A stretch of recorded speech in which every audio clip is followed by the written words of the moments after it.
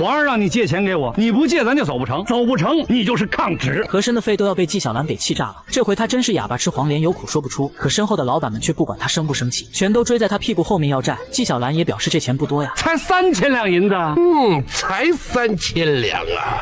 纪晓岚，你现在好大的口气啊你！和珅也懒得跟纪晓岚计较，只能心不甘情不愿的让刘全把银票给他们。不过这时他突然想到了一件事，打个借条。可是没想到纪晓岚早就准备好了，还把还钱的事情给提前交代了。我这可是奉旨借银子，到时候该谁还，那也得听皇上说什么。和珅打开借条一看，瞬间呆住了，连抬头写的都是自己的名字。和珅算是彻底服了纪晓岚这个老六。这时他又突然想到对方还没按手印，便又把借条递了回去。哪料纪晓岚却指着借条说早就把手印给你按好了。和珅于是重新检查了一遍，发现果然如此，这让他不由得感慨既生和生计。气急败坏的他只好把银票分给老板们，并吩咐大家马上启程。这么着急干什么呀？哎，就这么着急。纪晓岚一算今天是初四逢双的日子，便笑嘻嘻的听从和珅的安排。敢不听？很快就到了傍晚，和珅趁着纪晓岚跟美女睡觉时，悄悄跟卢卓商议对策。他知道纪晓岚此次出行一定会抓着这江的事情不放，于是便准备找一个替罪羊来向皇上交差。和珅先是点了湖州县的牌子，可卢卓却表示万万动不得，因为这湖州是这江最富有的县城，他们贪污得来的银两有40%都来自这湖州。随后和珅又接连点了嘉兴、台州以及绍兴的名字，哪料全都遭到了卢卓的反对。这也动不得，那个也动不得，那哪个能动的呀？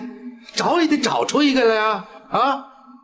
否则我们动不了别人，别人要动我们了。卢卓这时突然想到了一个人，说是可以让富春县来背这个黑锅，因为此地的县令曾在浙江的各个县都做过官，可以将所有的亏空都让他一人来承担。更为关键的是，这个富春县只有一个女儿，方便我们逼他就范。和珅听后眼神瞬间就亮了，现在他总算可以松一口气了。这女儿最要老爹的命了。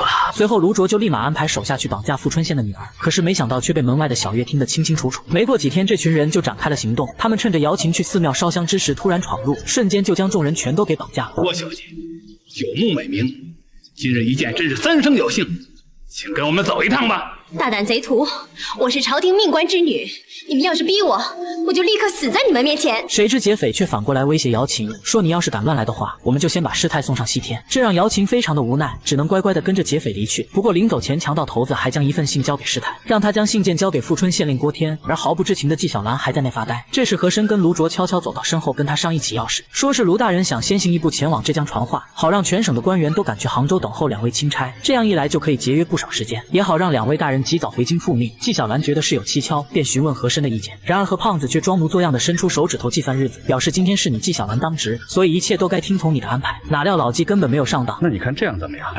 明儿啊，等何大人当值的时候，你问他。与此同时，富春县令也终于收到了女儿被绑架的消息，难以承受的他竟当场晕死了过去。幸亏师太及时赶来替他做了心肺复苏，才将他救醒。郭天知道这伙强盗是冲着自己来的，不禁感叹是自己连累了女儿。贪官横行，难道说做个好人都不行吗？可师太却觉得事情还留有余地，他觉得那伙贼人既然是冲着老爷您来的，那他们就暂时不会对姚琴小姐怎么样。而纪晓岚这边还整日的沉迷于美色之中，他刚准备去房里寻找张了了，不料小月却突然将他喊了出去。可等纪晓岚跟出来后，小月早已不见了踪影，只是从丫鬟口中得知他们中间有个线人，而那个线人还悄悄丢了张纸条。纪晓岚看后大惊失色，连忙安排丫鬟去告知小月，让小月火速赶往浙江营救姚琴。就在这时，和珅突然出现在身后。